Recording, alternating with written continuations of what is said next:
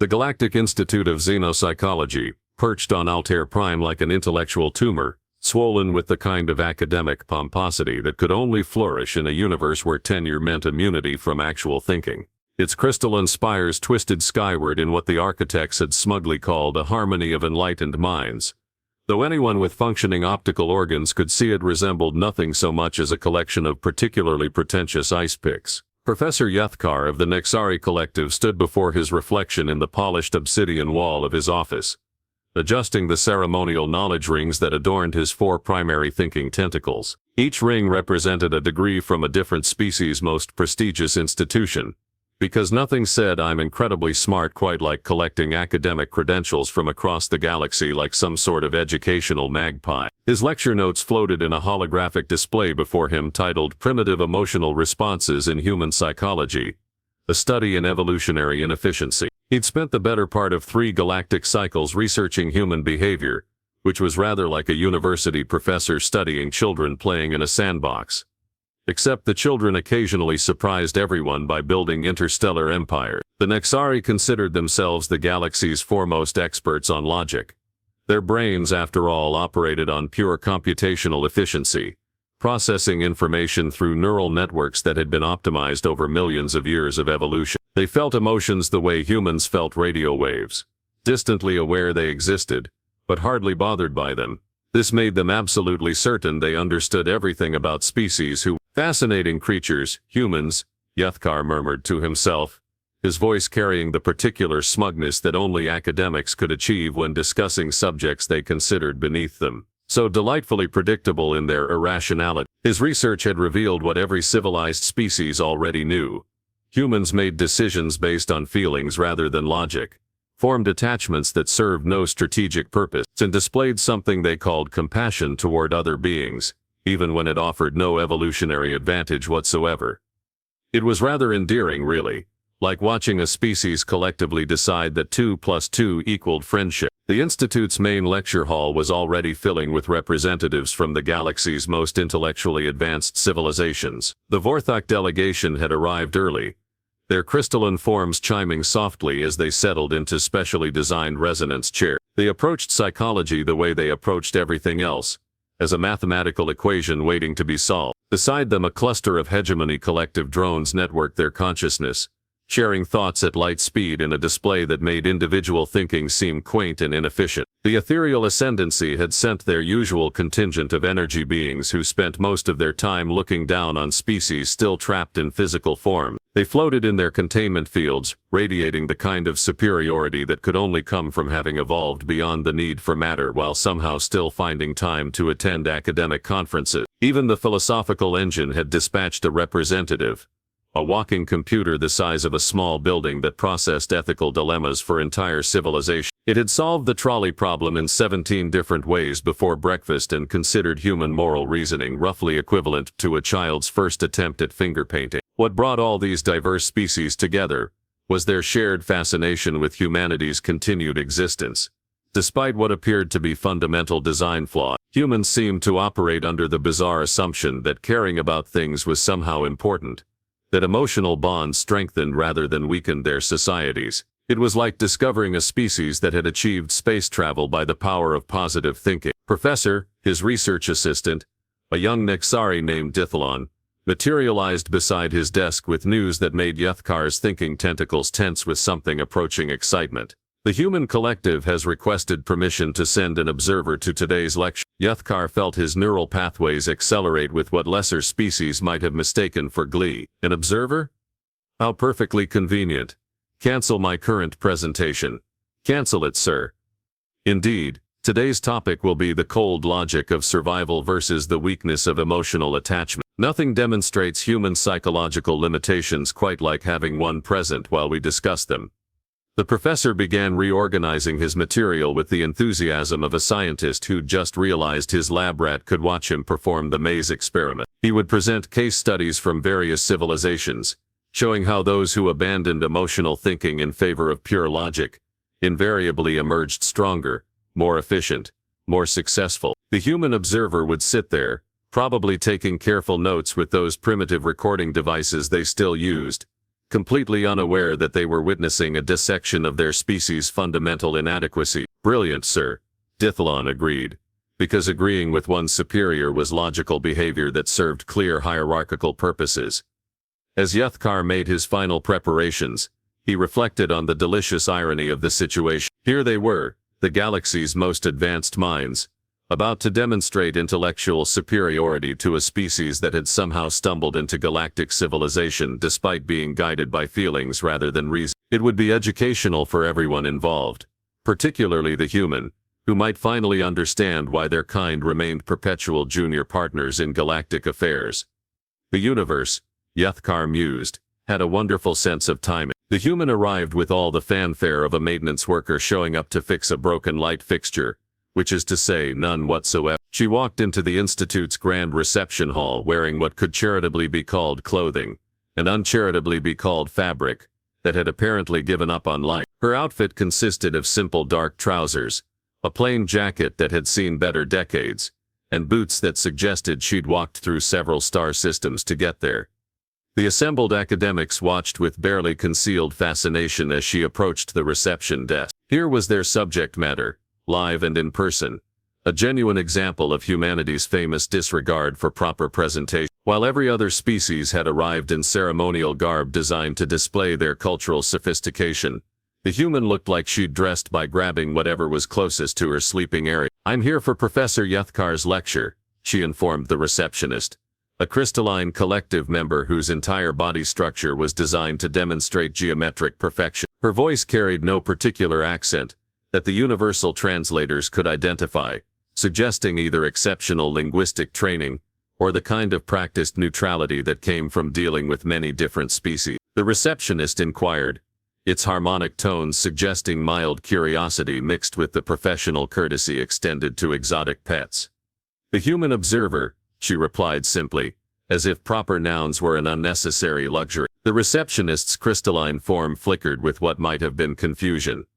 Most delegates arrived with titles longer than some species' constitutions, followed by academic credentials and cultural honors. This human had apparently decided that being human was identification enough. "Certainly, the lecture begins in 30 minutes.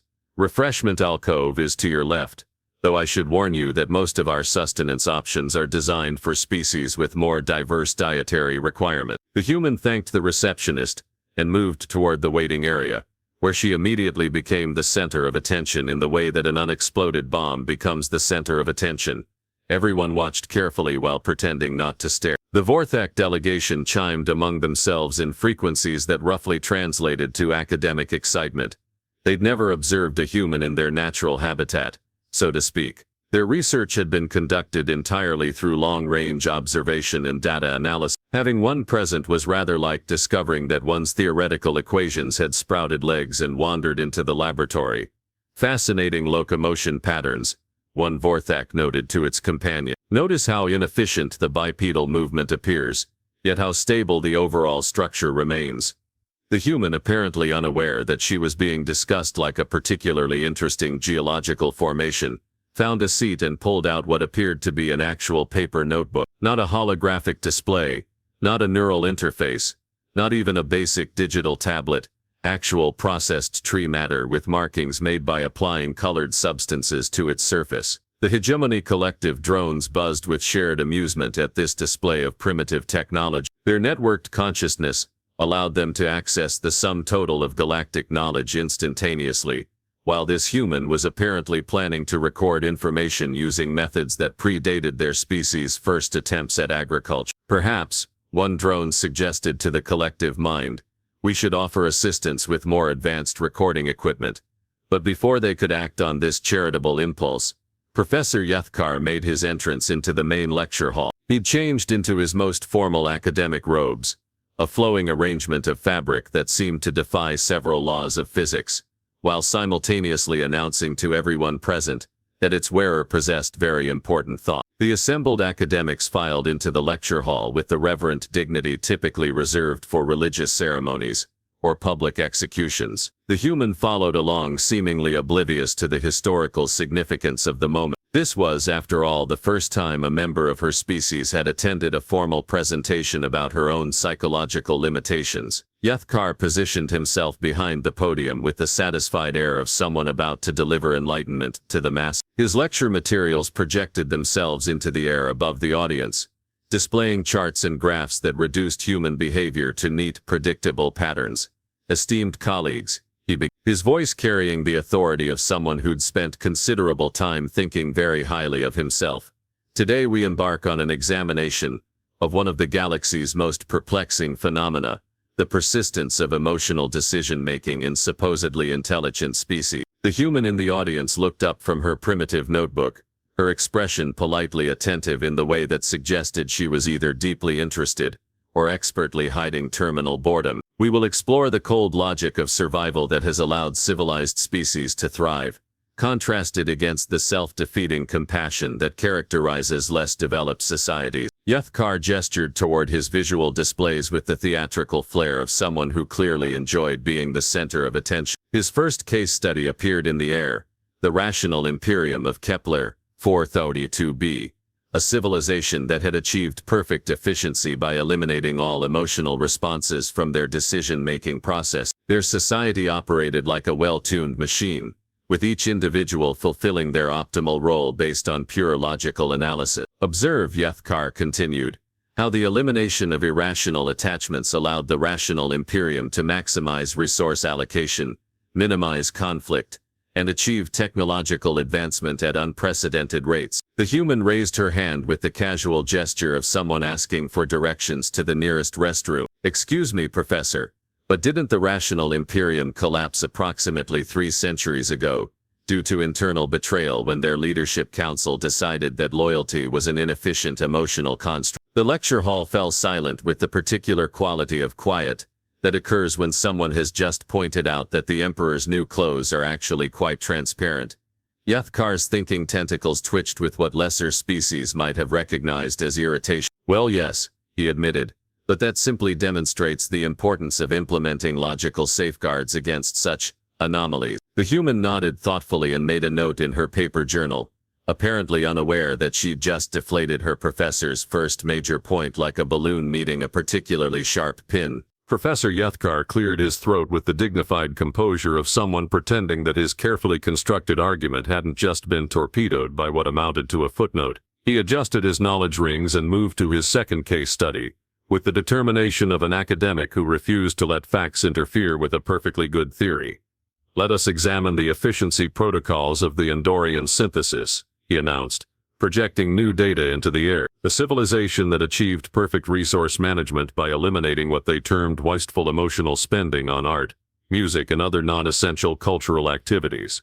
The holographic display showed impressive statistics, reduced waste, optimized production, streamlined governance. It was the kind of data that looked absolutely magnificent until someone started asking uncomfortable questions about it.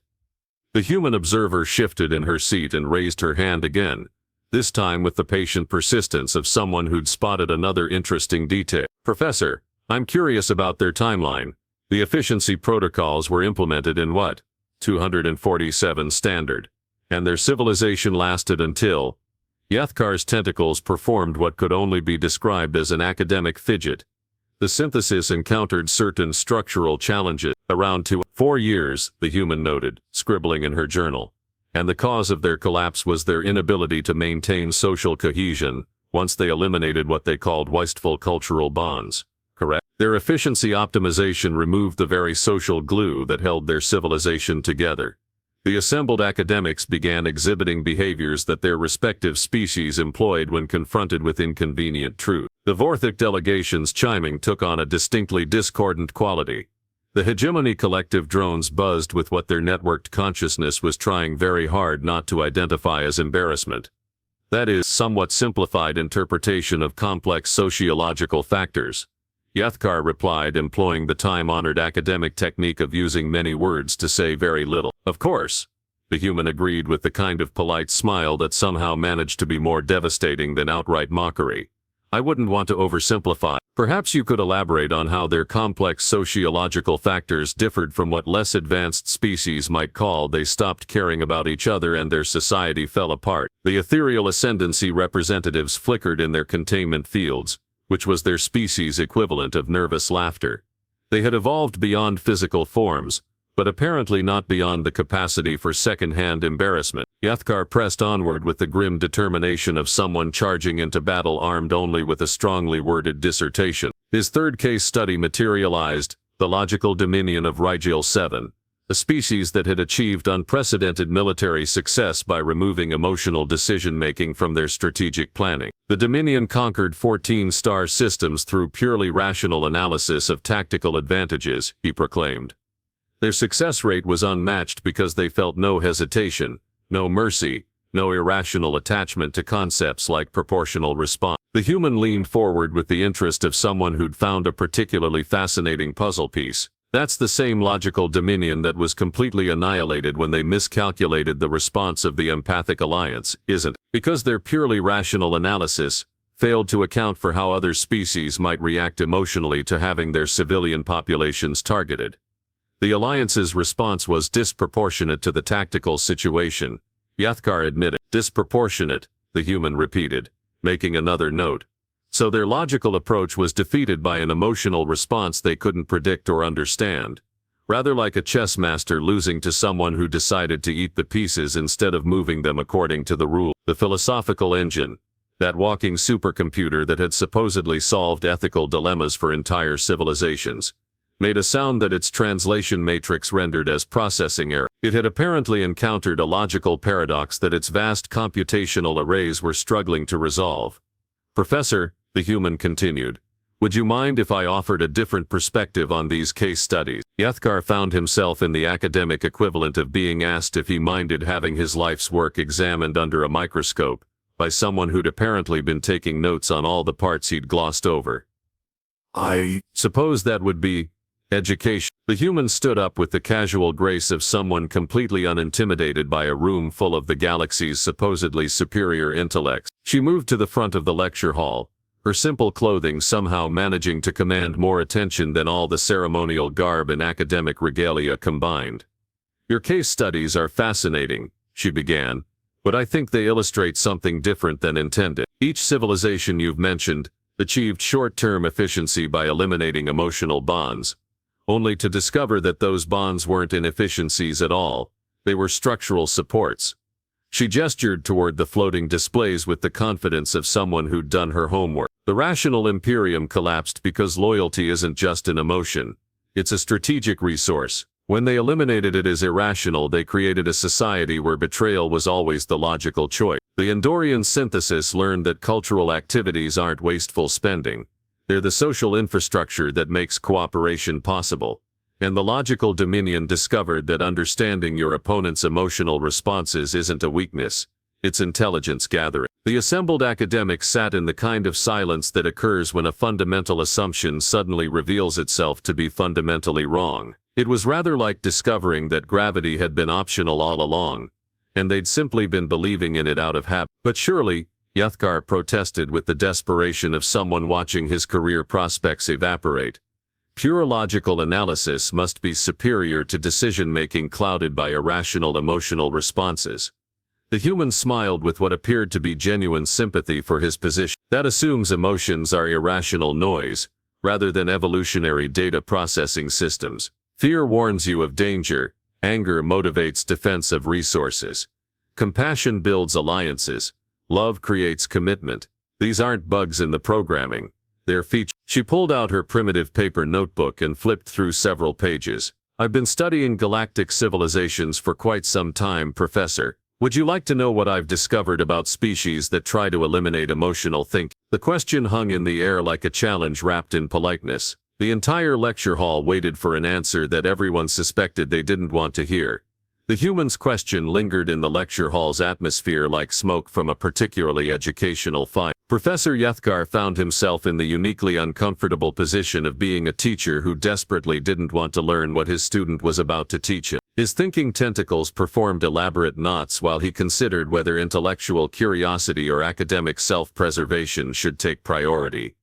I suppose such information might prove illuminating, he managed, employing the careful tone of someone who suspected they were about to be illuminated in much the same way that insects are illuminated by approaching vehicle headlights. The human flipped through her notebook with the casual efficiency of someone consulting a particularly well-organized grocery list. In the past millennium, 47 major galactic civilizations have attempted to optimize their societies by eliminating emotional decision-making. 47 civilizations, Professor. Would you care to guess how many are still functioning today? The Vorthic delegation's harmonic resonance dropped to frequencies that roughly translated to OD. The hegemony collective drones buzzed with the kind of shared nervous energy that suggested their networked consciousness had just calculated an answer it didn't particularly enjoy. 0. The human continued when the silence stretched long enough to become awkward. Every single one collapsed within an average of 3.7 years. The longest survivor lasted 8 years before their perfectly logical society tore itself apart from internal contradictions. She closed her notebook and tucked it away, apparently no longer needing to reference her note. You see, what you've been studying as primitive emotional responses are actually sophisticated information processing systems that have been refined over millions of years of evolution. Fear isn't irrational. It's a rapid threat assessment protocol. Love isn't inefficient. It's a resource-sharing algorithm that builds stable long-term alliances. The ethereal ascendancy representatives flickered with what their species employed instead of uncomfortable shifting. They had spent considerable effort evolving beyond physical forms. But apparently physical discomfort could be replaced by philosophical discomfort without much difficulty. But Professor, the human continued with the relentless politeness of someone who'd clearly given this speech before, I think there's been a fundamental misunderstanding about why I'm here today. Yeth'kar's academic instincts, honed by years of survival in university politics, suddenly began screaming warnings that he probably should have listened to much earlier in this conversation. A misunderstanding. You see, I'm not actually just an observer. The human's voice remained pleasant and conversational, but something in her tone suggested that the pleasant conversation was about to take a sharp left turn into distinctly unpleasant territory. I'm Admiral Chen of the Human Defense Fleet, and I've been conducting a rather comprehensive study of galactic psychological profile. The lecture hall experienced the kind of silence that occurs when everyone simultaneously realizes they've been playing a completely different game than they thought they were playing. It was the silence of chess masters discovering that their opponent had been playing poker the entire time, and had just revealed a royal flush. You've all been so focused on studying human psychology that you apparently forgot to ask whether humans might be studying yours. Admiral Chen continued with the same conversational tone she might use to comment on the weather. It's been quite educational, really. She began walking slowly around the lecture hall, apparently addressing her comments to the various species present. The Nexari Collective, for instance. Your computational thinking makes you excellent at processing data, but terrible at recognizing deception. You assume everyone operates on the same logical frameworks you do, which makes you remarkably easy to manipulate. Professor Yeth'kar's thinking tentacles performed what could only be described as the academic equivalent of a panic attack. The Vorthok, Chen continued, her attention shifting to the crystalline beings. Your harmonic communication makes you incredibly efficient at sharing information within your own species, but you can't process non-harmonic forms of meaning. You miss about 60% of subtext in any interspecies communication. The Vorthok delegation's chiming took on distinctly discordant frequencies that suggested they were beginning to understand just how much subtext they'd been missing during this particular conversation. The Hegemony Collective's networked consciousness is impressive, but it creates a fascinating vulnerability. You can't comprehend truly independent thinking because you've never experienced it. Individual decision-making is completely alien to you, which means you can't predict it. The drones buzzed with what their collective was desperately trying not to recognize as fear. Individual thinking wasn't just alien to them, it was their equivalent of cosmic horror. And the ethereal ascendancy, Chen said, addressing the energy beings floating in their containment fields.